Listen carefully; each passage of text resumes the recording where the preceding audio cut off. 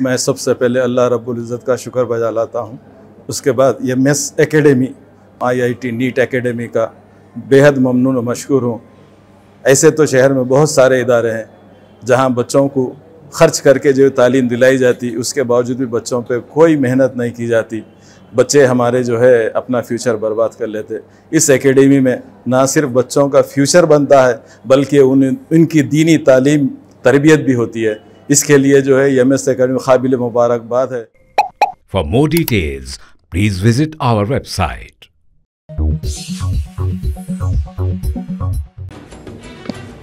तेलंगाना के वजीर आला रेवंत रेड्डी और नायब वजीर आला भट्टी विक्रमार्का ने मरकजी वजीर दाखिला अमित शाह से मुलाकात की। चीफ मिनिस्टर रेवंत रेड्डी का दौरा दिल्ली दूसरे रोज भी जारी रहा। उन्होंने डिप्टी चीफ मिनिस्टर भट्टी विक्रमार्का के साथ मरकजी वजीर दाखिला अमित शाह से मुलाकात की। इतलात के मुताबिक रियासत से मुताल्लिक़ उमूर पर और रियासत की तकसीम के वक्त किए गए वादों पर तबादला ख्याल किया गया है।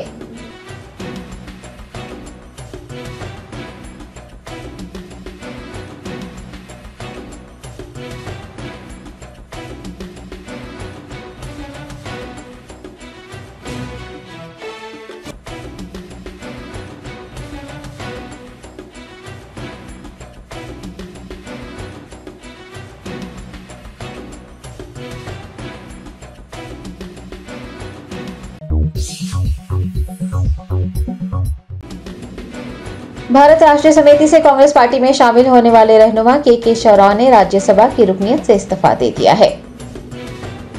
के शव राव गुज़िश्ता रोज AICC सरबराह मल्लिकार्जुन खड़गे और चीफ मिनिस्टर तेलंगाना रेवंत रेड्डी की क़यादत में कांग्रेस पार्टी में शामिल हुए थे। उन्होंने जुमेरात को राज्यसभा के चेयरमैन जगदीप धनखड़ को एक मकतूब रवाना करते हुए पार्टी तब्दील करने की इत्तला दी और राज्यसभा की रुकनीत से इस्तीफा भी दे दिया।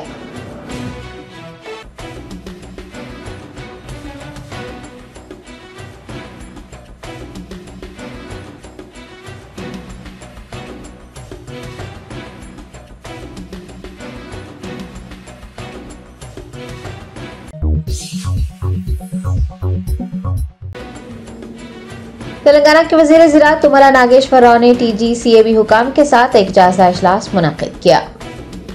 चीफ मिनिस्टर तेलंगाना रेवंत रेड्डी के रियासत में मुख्तलिफ महकमों के कामकाज पर खुसूसी तवज्जो देने के ऐलान के बाद वजीर ज़राअत तुम्मला नागेश्वर राव ने आज सुबह महकमे ज़राअत के दफ्तर का अचानक मुआयना किया। बाद अज़ां उन्होंने TGCAB हुकाम के साथ एक जायजा इजलास मुनक्किद किया। NCDC ओहदेदारों के साथ भी एक मीटिंग करते हुए मुख्तलिफ उमूर पर बातचीत की गई। इस दौरान रीजनल स्कीम अवार्ड के तहत अच्छी कारकर्दगी का मुजाहरा करने वाली कोऑपरेटिव सोसाइटियों को अवार्ड पेश करने का फैसला किया गया है। बताया गया है कि कोऑपरेटिव मेरिट के लिए मुंतखब सोसाइटी को 25,000 रुपये नकद इनाम के साथ साथ हर जुमरे के तहत असनादात भी दिए जाएंगे।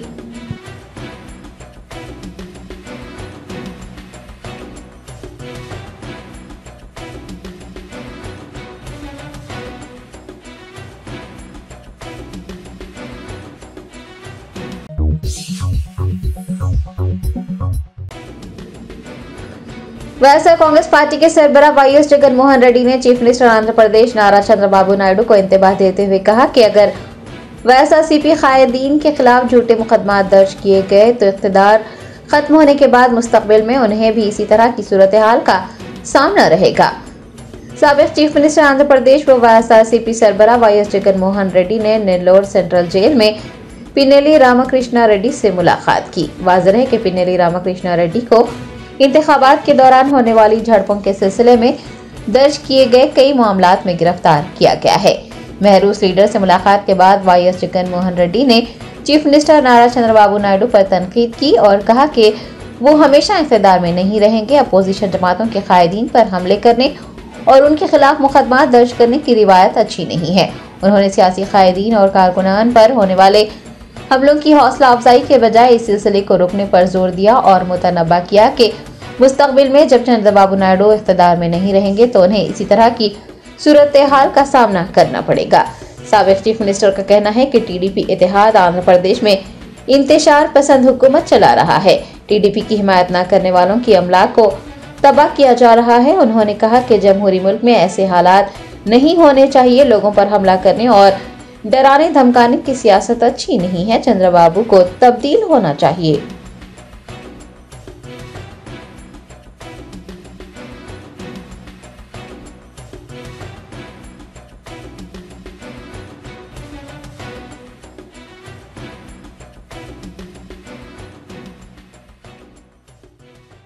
ఎల్లకాలం ప్రభుత్వం మీది కాదు, ఎల్లకాలం రోజులు మీయే ఉండవు చంద్రబాబు, అది గుర్తుపెట్టుకో.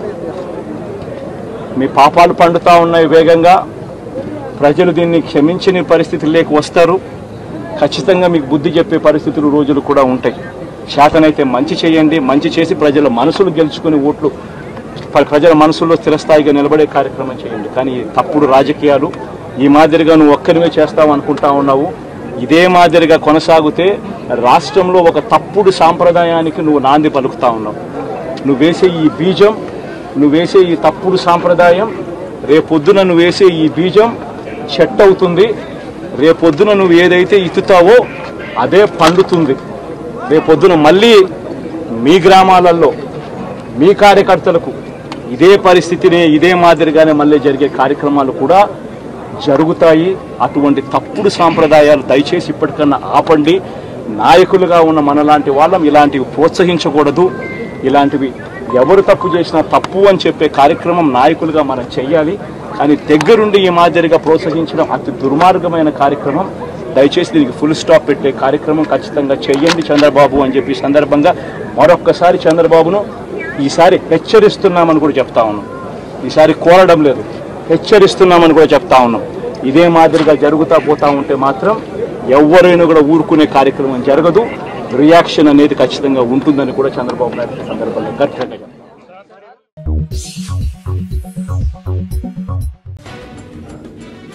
सनतनगर रुकने असम्बली व साबिक वजीर तलासानी श्रीनिवास यादव को वेलकमपेट एलममा कल्याण के लिए मदऊ किया गया है।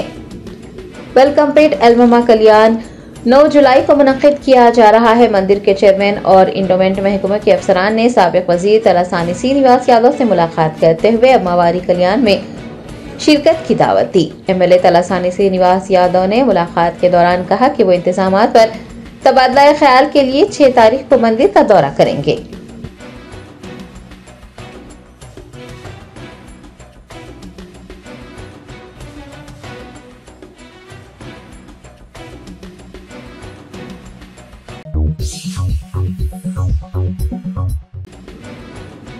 तेलंगाना के वजीर ज़राअत तुम्मला नागेश्वर राव ने महकमा ज़राअत के दफ्तर के अचानक दौरे के मौके पर मुलाजमीन के वक्त पर न आने पर नाराजगी का इजहार किया। वजीर तुम्मला नागेश्वर राव आज सुबह अचानक महकमा ज़राअत के दफ्तर पहुंचे, जहां खाली कुर्सियों ने उनका इस्तकबाल किया। सिर्फ चंद मुलाजमीन ही मुकर्ररा वक्त पर दफ्तर में मौजूद थे। वो मुलाजमीन को वक्त पर दफ्तर में ना पाकर बरहम हो गए और तमाम मुलाजमीन को कल से बर वक्त हाजिर होने की हिदायत जारी की, बसूरत दीगर कार्रवाई किए जाने का इंतबाह भी दिया। वजीर ने ज़राअत के आला हुकाम से कहा है कि वो दफ्तर में मुलाजमीन की हाजिरी से मुताल्लिक रिपोर्ट पेश करें। आपको बता दें कि वजीर कोमटी रेड्डी वेंकट रेड्डी ने गुज़िश्ता रोज़ R&B शोबे का अचानक दौरा किया था और वो भी दफ्तर में मुलाजमीन को ना पाकर हैरान रह गए थे। आज तुम्मला नागेश्वर राव को भी वही सूरत हाल का सामना रहा। दोनों वज़रा ने मुलाजमीन की वक्त की पाबंदी न करने पर नाराजगी जाहिर की है।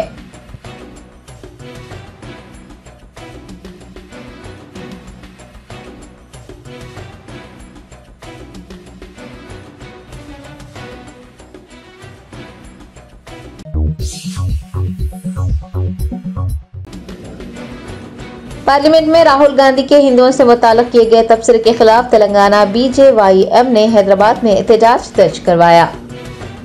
पार्लियामेंट में हिंदू मुखालिफ राहुल गांधी के तबसरे को लेकर बीजेपी और हिंदू बरादरी मुसलसल नाराजगी का इजहार कर रही है। तेलंगाना BJYM ने आज गांधी भवन का मुहासरा करते हुए राहुल गांधी से फौरन मुआफी मांगने का मुतालबा किया है। बीजेपी के रियासती दफ्तर से एक रैली की शक्ल में BJYM गांधी भवन की तरफ मार्च कर रहे थे, ताहम पुलिस ने उन्हें रोक दिया। BJYM के रियासती सदर की क़यादत में राहुल गांधी का अलामती पुतला नजर आतिश किया गया। ज़राए ने बताया है कि पुलिस और मुजाहिरीन के दरमियान झड़प भी हुई और राहुल गांधी के खिलाफ नारे लगाते हुए एहतजाजियों ने सड़क पर ही एहतजाज किया और दोबारा गांधी भवन का मुहासरा करने की कोशिश की। ताहम पुलिस ने एहतजाजियों को गिरफ्तार कर पुलिस स्टेशन मुंतकिल किया।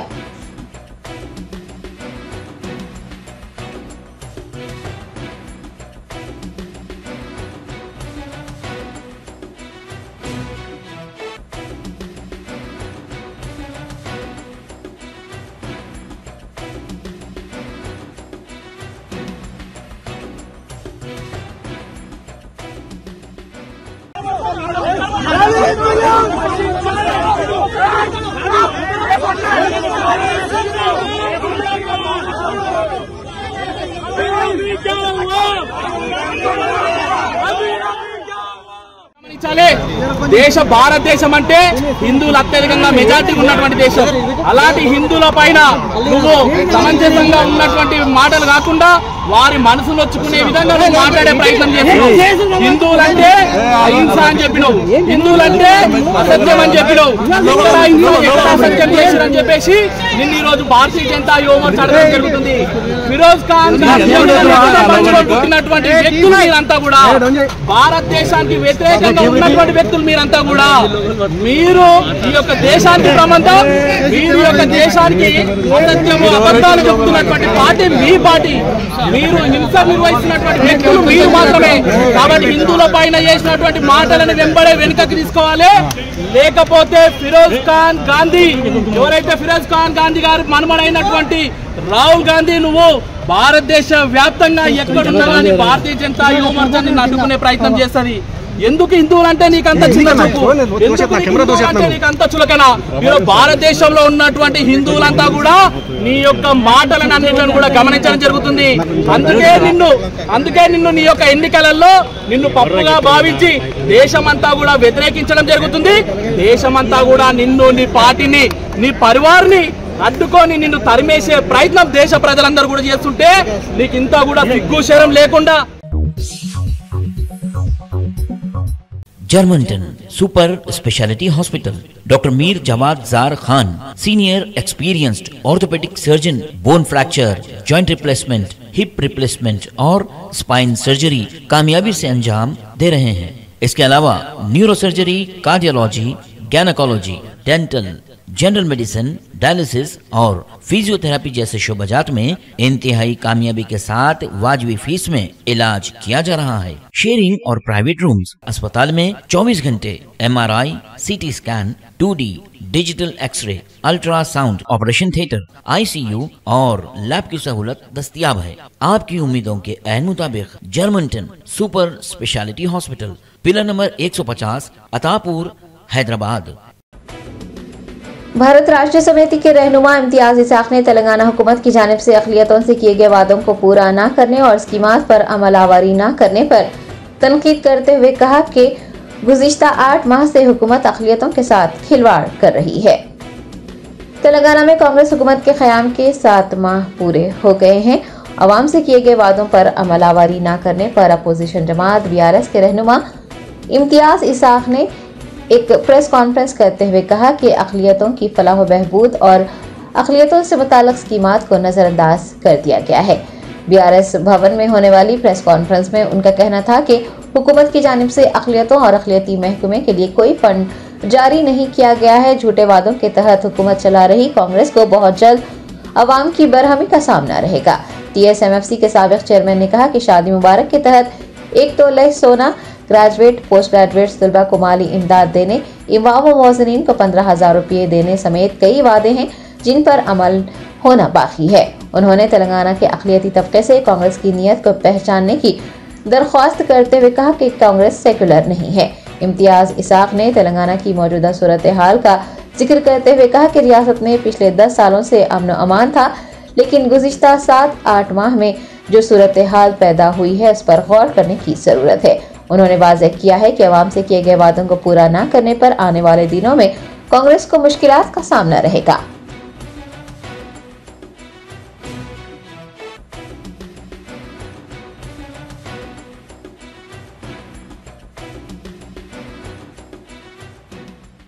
खासकर माइनॉरिटी भाइयों से मैं अपील करता हूं कि आप इस पर एक बार गौर करें कि 8 महीने में कांग्रेस ने आपके लिए क्या किया।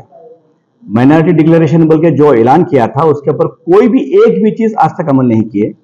दूसरी बात, और माइनॉरिटी सब प्लान बनाते बोल के, जबकि जो पीसीसी प्रेसिडेंट रेवंत रेड्डी साहब थे, आज वो तेलंगाना के चीफ मिनिस्टर भी हैं, तो जब आपने इलेक्शन से पहले वादा किया था सब प्लान के लिए कि आप ये बजट में आपने क्या सब प्लान बना रहे हैं, उसका एक्ट बना के आपने कहा था कि सब प्लान का एक्ट बना के जो है हम करेंगे बोल के, तो आपने 4000 करोड़ जो है बजट ऐलान किया और 1000 करोड़ जो है अनएम्प्लॉयमेंट यूथ और वुमेन के लिए जो है सब्सिडाइज लोन्स देने का भी ऐलान किया।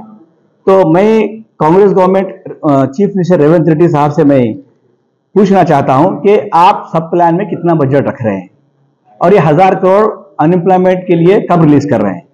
और दूसरी बात, सब मैं इलेक्शन से पहले बोल रहा था कि कांग्रेस गवर्नमेंट अगर आएगी तो टेम्पररी इदारे बंद हो जाएंगे। आज उसका खुलासा मैं आपके सामने शुरुआत देना चाह रहा हूं कि कांग्रेस गवर्नमेंट पहला शुरुआत टेम्पररी एनफोर्समेंट आउटसोर्सिंग एम्प्लॉयज थे, उनको जो है पूरे डिस्ट्रिक्टों से हटा दिया गया है। एक सोसाइटी में अगर विजिलेंस और इन्फोर्समेंट नहीं रहा तो एम्प्लॉयज में होंगे सोसाइटी में किस बात का डर होगा। तो यानी कि जो है कांग्रेस गवर्नमेंट ये चाहती है कि उसके बहाने से टेम्पररी को बंद करने का चाहती है। यानी कि कांग्रेस ये चाहती है कि मुसलमान आगे ना बढ़े, खासकर माइनॉरिटीज आगे ना बढ़े, पढ़ाई में हो या किसी एम्प्लॉयमेंट में हो। अगर पढ़ेंगे तो नौकरियां देना पड़ेगा। तो कांग्रेस ये चाहती है कि हमारे लोगों को यही पान डब्बों पे, यही फ्रूट की बोंडियों पे, यही मैकेनिक शेडों पे बिठाना चाहती है कांग्रेस पार्टी।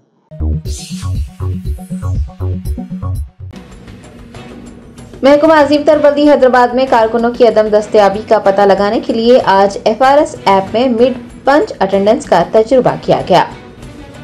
अजीम तरबल्दी हैदराबाद महकमे ने अमले की हाजिरी के लिए चेहरे की शिनाख्त करने के लिए एक सिस्टम मुतारिफ करवाया है जो कि मसनवी जहानत यानी आर्टिफिशियल इंटेलिजेंस की मदद से काम करता है। महकमा बल्दिया ने आधार बायोमेट्रिक के सिस्टम को तब्दील करते हुए FRS का इस्तेमाल शुरू किया है। आज मेयर गदवाल विजय लक्ष्मी की मौजूदगी में कारकुनों की अदम दस्तयाबी की जांच के लिए FRS ऐप में एक नई खुसूसियत मिड पंच अटेंडेंस का तजुर्बा किया गया। आपको बता दें कि FRS इस्तेमाल करने से हर साल तकरीबन 1 करोड़ 25 लाख रुपये की बचत होगी।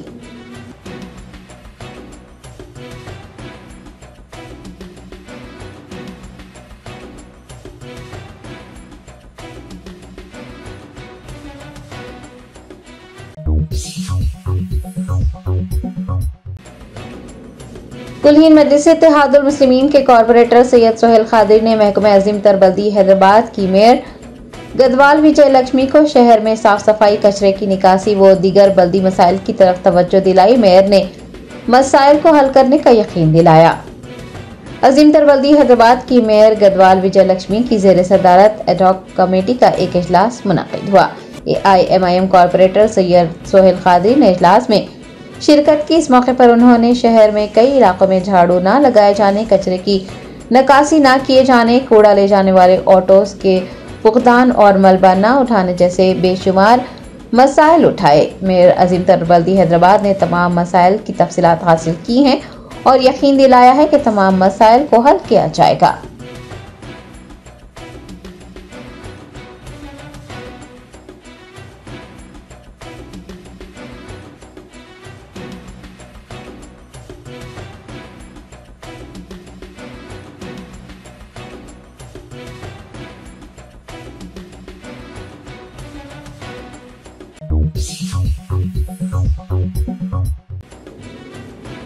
इंसाफ का मुतालबा करने वाले शिकायत कुनिंदा के साथ सैदाबाद पुलिस की बर्बरियत, एक ताजिर को SI और अमले ने बुरी तरह से सदकोप कर दिया।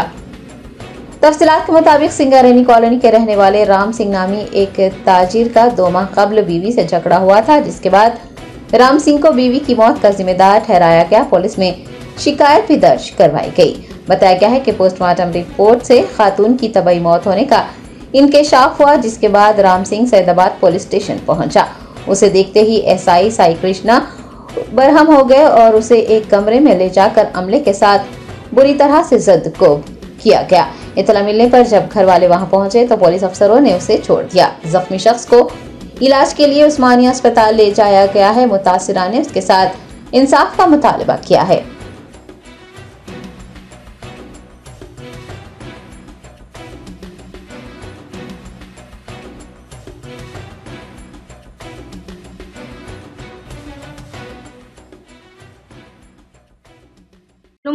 నా పేరు ఉమా రామ్సింగోలో భార్య నేను. ఆయనను తీసుకుపోయి కొడుతుంటే ఎందుకు కొడుతురు సార్ అనేసి నేను పోయేసే వరకు ఆయనను కొడుతురు, ఎట్లా పడితే అట్లా కొట్టిరు. కొట్టినాక నన్ను కూడా కొట్టరు అని చెప్పిండు. ఎట్లా పడితే అట్లా తిడుతురు, గలీజ్ మాటలు తిడుతురు. అయితే నందిని దొరకవరా, మీనా ఎవరు, మీనాని దొరకవరా, వాళ్ళు మీరు ఎట్లా పడితే అట్లా తిడుతురంట అంటే గలీజ్ మాటలే తిడుతుండు. ఆయన నోట్లకి ఒక్క మాట కూడా మంచిగా వస్తలేదు సార్. తిడుతుంటే మేము అడిగినాం, ఎందుకు మమ్మల్ని ఎట్లా చేస్తుర్రు, మమ్మల్ని ఎందుకు బాధపడుతుర్రు, వాళ్ళు చంపిన వాళ్ళు, మా అక్కని కొట్టి చంపిన వాళ్ళు ఏమో మంచిగా ఉన్నారు, వాళ్ళు ఏది చెప్పినా వింటుర్రు, మీరు ఏది చెప్పినా మీరు వింటలేదు సార్. మరి మేము ఏం చేయాలి, మాకు న్యాయం ఏడ దొరుకుతుంది మీరు చేయండి.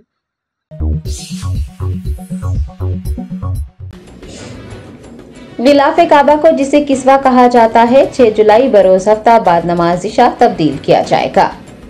इस्लामी नए साल के आगाज के मौके पर गिलाफ़े काबा की तब्दीली अमल में आती है। गिलाफ़े काबा की तब्दील की सालाना तकरीब यक्कुम मुहर्रम 6 जुलाई बरोज हफ्ता बाद नमाज इशा मुनक्किद होगी। आपको बता दें कि हज के दौरान यौम अरफा को गिलाफ़े काबा तब्दील किया जाता था, ताहम इस रिवायत को अब तब्दील कर दिया गया है और यक्कुम मुहर्रम इस्लामी नए साल के आगाज पर किस्वा तब्दील किया जाने लगा है। वाज़ेह है कि किस्वा की तैयारी के लिए 670 किलोग्राम खालिस रेशम, 120 किलोग्राम सोने का धागा, 100 किलोग्राम चांदी का धागा इस्तेमाल किया जाता है। किस्वा की कीमत 20 मिलियन रियाल से जायद है और कुल वजन 1300 किलोग्राम है। किस्वा की तैयारी के लिए कई महीने लग जाते हैं। कारीगर रेशमी कपड़े को बुनते हैं, फिर उसे रंगा जाता है और बड़ी एहतियात और नफासत से कढ़ाई की जाती है। किस्वा खूबसूरती से कढ़ाई किया हुआ सियाह रेशमी कपड़ा है जिस पर सोने के धागे से कुरानी आयात तहरीर की जाती हैं। आपको बता दें कि हुकूमत सऊदी अरब की ज़ेर निगरानी सन 1962 से किस्वा अल काबा फैक्ट्री में किस्वा तैयार किया जा रहा है। गिलाफ़े काबा की तब्दीली के अमल में इंजीनियर्स, तकनीकी माहिरीन और किस्वा तैयार करने वालों पर मुश्तमिल टीम हिस्सा लेती है।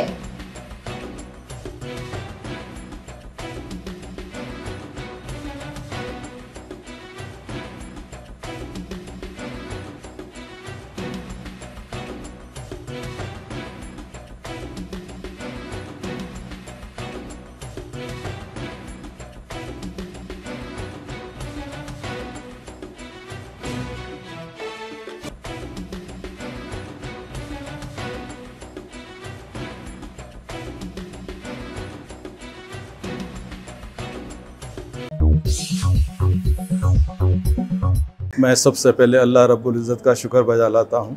उसके बाद ये मेस एकेडमी IIT नीट एकेडमी का बेहद ममनून और मशकूर हूँ। ऐसे तो शहर में बहुत सारे इदारे हैं जहाँ बच्चों को ख़र्च करके जो तालीम दिलाई जाती, उसके बावजूद भी बच्चों पे कोई मेहनत नहीं की जाती।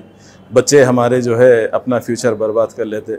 इस एकेडमी में ना सिर्फ बच्चों का फ्यूचर बनता है बल्कि उनकी दीनी तालीम तरबियत भी होती है। इसके लिए जो है MS एकेडमी काबिल मुबारकबाद है।